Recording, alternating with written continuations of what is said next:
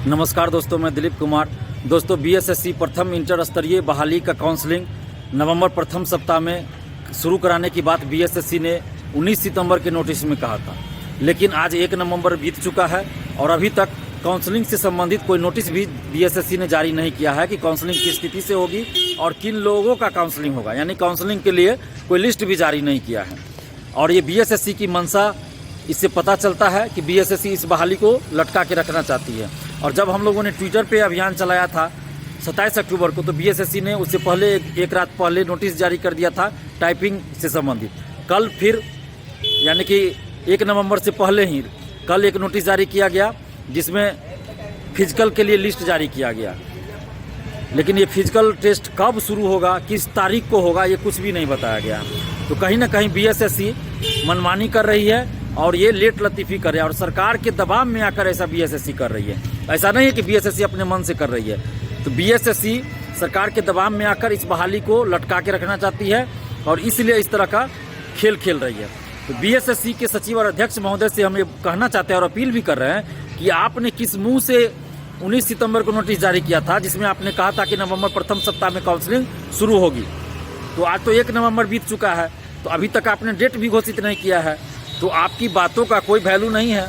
आप इतने बड़े पद पे हैं जहां से लाखों युवाओं का भविष्य तय होता है, ये भर्ती आयोग है और आप सचिव अध्यक्ष के पद पे बैठे हुए हैं। इतनी जिम्मेवारी का पद है, गरिमा का पद है। आप अपने पद की गरिमा का भी तो ख्याल रखते। और अभी भी आप चाहें तो काउंसलिंग शुरू करवा सकते हैं। आप चाहे तो 4-5 दिन के अंतर में 4-5 दिन के बाद आप काउंसलिंग शुरू करवा सकते हैं, क्योंकि काउंसलिंग करवाने के लिए कम से कम 5 दिन 6 दिन पहले आप नोटिस जारी कीजिएगा, ये हमको भी पता है। तो आप अभी भी चाहे तो काउंसलिंग के लिए तिथि घोषित कर सकते हैं और काउंसलिंग के लिए रैंक लिस्ट जारी कर सकते हैं। आपको 727 अभ्यर्थियों के लिए फिजिकल, उनमें से जितने लोगों का लेना है, 121 अभ्यर्थियों का टाइपिंग लेना है, वो सब प्रोसेस आप करते रहिए। लेकिन ये जो 52,000 परीक्षार्थी पहले से हैं, तो उनका आप रैंक लिस्ट जारी कर दीजिए और उनका काउंसलिंग शुरू कर दीजिए, ताकि ये प्रक्रिया चलती रहे। आप एक दिन में तो सारे अभ्यर्थियों का काउंसलिंग करवा नहीं लीजिएगा, आपको कम से कम 10 से 15 दिन तो जरूर लगेगा काउंसलिंग करवाने में। तो आप काउंसलिंग की तिथि घोषित कर दीजिए और काउंसलिंग के लिए रैंक लिस्ट जारी कर दीजिए। काउंसलिंग के लिए क्या डॉक्यूमेंट्स चाहिए ये जारी कर दीजिए, ताकि जिनका भी काउंसलिंग होगा वो लोग प्रिपेयर हो जाए।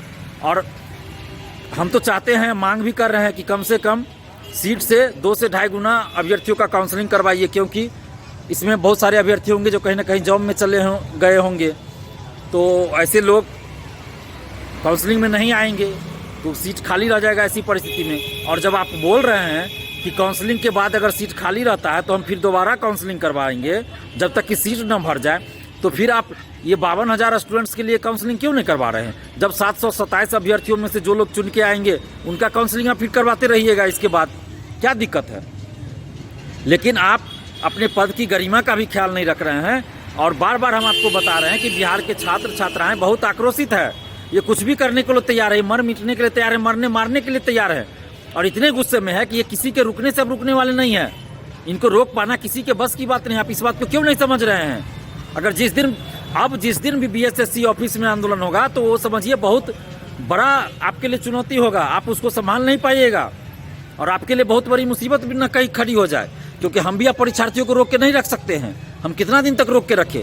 आप बार बार झूठ पे झूठ बोल रहे हैं, तो ये बहुत बड़ा अपराध है एक तरह से कि आप झूठ पे झूठ बोल रहे हैं। आपने खुद कहा था नवंबर प्रथम सप्ताह में काउंसलिंग शुरू करवाएंगे और नवंबर प्रथम सप्ताह शुरू हो गया, आपने अभी तक काउंसलिंग का तिथि घोषित नहीं किया है। तो समझ लीजिए कितना बड़ा अपराध है। और आप अपने बाल बच्चों से, परिवार वालों से कैसे नज़र मिला पाते होइएगा जी? वो लोग भी तो आपके बारे में सोचते होंगे कि कितना बड़ा झूठा है ये लोग, कि लाखों युवाओं का भविष्य चौपट कर दिया है ये लोग। और झूठ पे झूठ बोलता है। आपने अपने वेबसाइट पे नोटिस जारी किया था, उस बात का आप अमल नहीं करें, उस नोटिस का अमल नहीं करें। कितने शर्म की बात है ये, कितने बेशर्मी की बात है।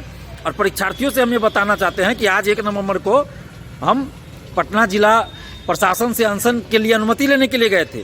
तो जिला नियंत्रण कक्ष में हमें बताया गया कि समाहरणालय जाइए एसडीओ ऑफिस में। वहाँ जब गए तो वहाँ बोला जाता है कि हम लोग अनशन के लिए अनुमति यहाँ से नहीं देते हैं, आप जिला नियंत्रण कक्ष में जाइए।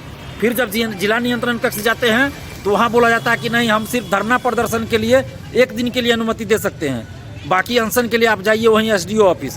फिर एसडीओ ऑफिस जाते हैं तो वहाँ बताया जाता है कि हम लोग अनशन के लिए परमिशन नहीं देते, सिर्फ लाउड स्पीकर के लिए परमिशन देते हैं। तो हमने जब कहा कि एसडीओ साहब से बात कराइए, हम उनसे मिलकर बात करना चाहते हैं, तो बताया गया कि वो कोर्ट गए हैं किसी मामले में। हम लोग बहुत देर तक वेट किए, एसडीओ साहब नहीं आए, तो फिर उसके बाद हम लोग चले आए। तो एक बार फिर से अंतिम रूप से हम अनशन के लिए प्रयास करेंगे। फिर हम पटना आके 2-3 दिन बाद, दीपावली के बाद हम फिर से प्रयास करेंगे कि अनशन का अनुमति हमें मिल जाए। अगर अनशन की अनुमति नहीं मिलती है तो फिर हम लोग जैसे आंदोलन करते आए हैं बिना परमिशन के, वैसे ही हम लोग करेंगे। और आप लोगों से राय विमर्श लिया जाएगा। आप लोग जहां बोलेंगे बीएसएससी ऑफिस बोलेंगे तो बीएसएससी ऑफिस ही आंदोलन होगा। अगर आप लोग बोलेंगे गर्दनी बाग तो गर्दनी बाग में ही धरना प्रदर्शन आंदोलन होगा। तो हम लोग को बस ये लड़ाई लड़नी पड़ेगी, एकजुटता के साथ लड़नी पड़ेगी।